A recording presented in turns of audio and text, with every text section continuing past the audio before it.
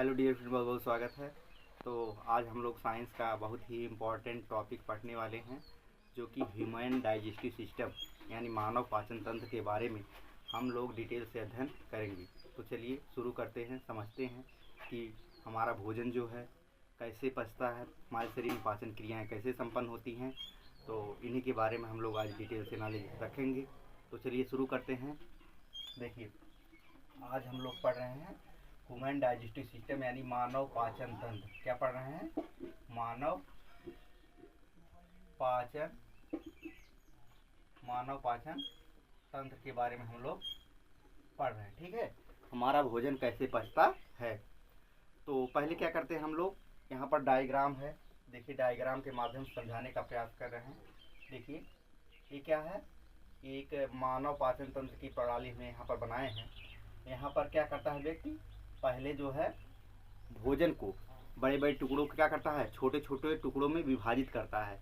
यानी रोटी चावल जो वगैरह होता है सबको क्या करता है, अपने दांतों के माध्यम से पहले क्या करता है, उसको छोटे छोटे टुकड़ों में जटिल अणुओं को क्या करता है, सरल अणुओं में परिवर्तित करता है। ठीक है, जटिल अणुओं कहने का मतलब जो बड़े बड़े खाद्य पदार्थ होते हैं उन्हें छोटे छोटे अणुओं में क्या कर लेता है व्यक्ति, विभाजित कर लेता है। किससे? अपने जो है दांतों के माध्यम से। ठीक है, तो उसके बाद क्या करता है व्यक्ति, जो है मुख में क्या करता है, भोजन को ग्रहण करता है। मुख में ग्रहण करने के बाद क्या करता है, अपने दांतों की सहायता से छोटे छोटे टुकड़ों में विभाजित कर लेता है भोजन को। उसके बाद क्या करता है, उसमें उसके जीभ की सहायता से क्या मिलाता है, टाइलिन नामक एंजाइम से क्या करता है, सलाइवा को मिलाता है। तो जो एक व्यक्ति के जो है एक दिन में लगभग 1 से 1.5 लीटर जो है क्या बनती है, सलाइवा बनती है। और उसमें क्या करता है व्यक्ति, जो है अपने सलाइवा को जो है जीभ की माध्यम से इधर उधर क्या करता है, मिलाता है। ठीक है, मिलाने के बाद क्या होता है, मुख गुहिका, इसको कुछ लोग बोलते हैं मुख गुहिका। गुहिका माने क्या होता है, आप लोग बता दे रहे हैं।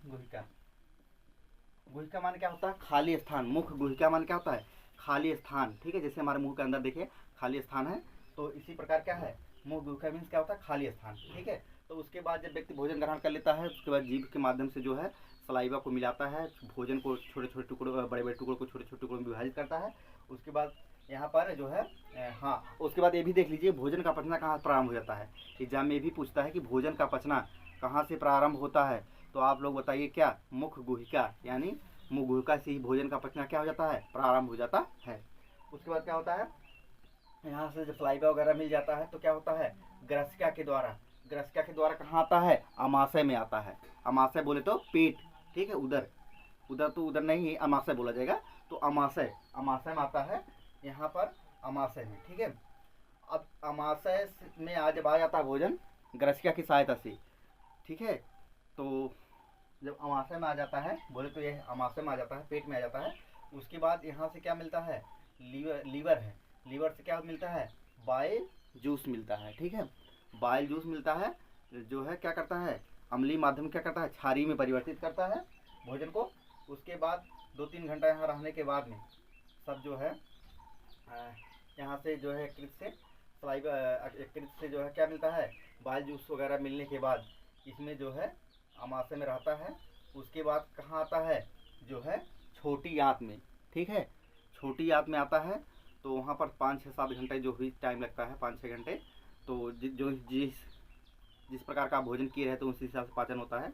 तो क्या होता है कि यहाँ पर आता है, ध्यान से देखिए, यहाँ पर आता है छोटी आंत में। ठीक है, कहने की छोटी आंत है, लेकिन इसकी लंबाई, इसकी लेंथ कितनी है, 6 से 7 मीटर। ठीक है, 6 से 6.5 मीटर। ठीक है, 6.5 मीटर होती है, 7 मीटर तक करीब होती है। तो उसके बाद क्या होता है, उसके बाद इसमें क्या होता है, भोजन का पूरा क्या होता है, छोटी आंत में ही भोजन का पूर्ण पाचन हो जाता है। ठीक है, और जब कहाँ पूर्ण पाचन हो जाता है, छोटी आंत में भोजन क्या हो जाता है, पूर्ण पाचन हो जाता है। उसके बाद क्या होता है, उसके बाद आता है ये बड़ी आंत में। ठीक है, बड़ी आंत में जो मिनरल्स वगैरह होते हैं उनको क्या कर लिया जाता है, एब्जॉर्ब कर लिया जाता है। ठीक है, उसके बाद क्या होता है, उसके बाद क्या हो जाता है, उसके बाद यहाँ पर गुद्वार में क्या होता है, एकत्रित हो जाता है। जब भोजन पच जाता है, पूर्ण रूप से डाइजेस्ट हो जाता है, उसके बाद गुरुद्वार में क्या होता है, एकत्रित हो जाता है। उसके बाद क्या होता है, ब्रेन को सिग्नल देता है, जो है हमारी बॉडी जो ब्रेन को सिग्नल देती है कि हाँ मान लीजिए अपशिष्ट मल के रूप में शरीर में एकत्रित हो गया है। उसके बाद यहाँ से क्या कर दिया जाता है, निष्कासित कर दिया जाता है। ठीक है, यहाँ से क्या कर दिया जाता है, मल के रूप में क्या कर दिया जाता है, परित्याग कर दिया जाता है, निष्कासित कर दिया जाता है। ठीक है, और अग्नाशय, थोड़ा अग्नाशय के बारे में समझ लीजिए आप। अग्नाशय क्या होता है, अग्नाशय एक प्रकार का अंग है, अंतःस्रावी अंग है, जो क्या करता है, जो हमारे शरीर में इंसुलिन बनते हैं, इंसुलिन बोले तो जिससे जो है डायबिटीज हो जाता है। तो इंसुलिन कमी से कौन सा रोग हो जाता है, मधुमेह हो जाता है। ठीक है, तो अगर अग्नाशय जो हमारे शरीर का अंग है, यह पूर्ण रूप से कार्य नहीं कर रहा है तो क्या होगा, जो है इंसुलिन बनना जो है कम हो जाएगा, जिससे शरीर बॉडी में क्या होगा, ग्लूकोज की मात्रा बढ़ती चली जाएगी और व्यक्ति क्या हो जाएगा, डायबिटीज का शिकार हो जाता है। ठीक है, तो अग्नाशय क्या कार्य होगा, यह क्या कराएगा, इंसुलिन को बनाएगा। ठीक है, अग्नाशय क्या कार्य है, यह शरीर में इंसुलिन बनाएगा। देखिए अग्नाशय, यहाँ पर डायग्राम देखिए, हम लोग क्या पढ़ रहे थे, पाचन तंत्र, ह्यूमन डाइजेस्टिव सिस्टम बोले तो मानव पाचन तंत्र के बारे में अध्ययन कर रहे थे, और उसमें हम देख रहे हैं अग्नाशय।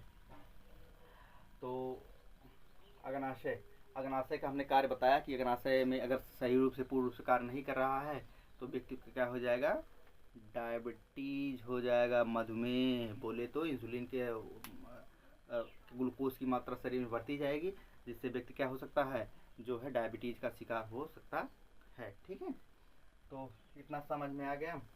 और इसके बाद जो है डायफ्राम क्या करता है, डायफ्राम जो है सपोर्ट का कार्य करता है। ठीक है, लंग्स वगैरह क्या करता है, सपोर्ट का कार्य करता है। डायफ्राम क्या कार्य है, लंग्स वगैरह क्या करता है, सपोर्ट करता है। ठीक है, तो यही सब थे हमारे जो है मानव डाइजेस्टिव सिस्टम के बारे में, हमारी यही सब जानकारी हम लोगों ने जो है अच्छे से पढ़ा। तो अगर हमारी वीडियो आप लोगों को हेल्पफुल लगी हो, समझ में आ रहा हो, तो चैनल को सब्सक्राइब करना ना भूलें और शेयर को करना ना भूलें। Thanks for watching.